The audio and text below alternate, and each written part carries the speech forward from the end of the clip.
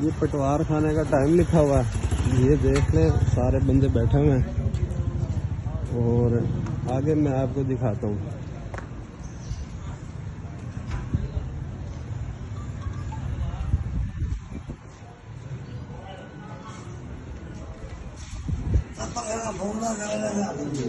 ये पटवारी साहब हैं, ये नंबर लिखा हुआ है उनका, ये ताला लगा हुआ है जी। किस टाइम है ये? सुबह दफ्तरी औकात 9 से 5 बजे हैं। ये कहते हैं जी 9 से 5 के बाद हैं आप, या सुबह 7 बजे आ जाए या 5 बजे के बाद आ जाए, या तो ये दफ्तर बंद कर दें, हमें बता दें कि इस दफ्तर में बैठना है या नहीं बैठना आपने, या किसी और पटवारी को लगा दें, ताकि जो दफ्तरी औकात हैं वो तो उसी, हम तो उसी औकात में इधर आए हैं, लेकिन आगे से पटवारी साहब भी नहीं है, फ़ोन भी नहीं उठाते, नंबर भी बंद है, ये आवाम खड़ी हुई है उनके इंतज़ार में।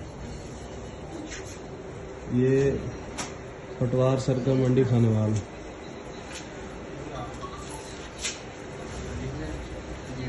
डिप्टी कमिश्नर खानेवाल, कोई रिस्पॉन्स नहीं।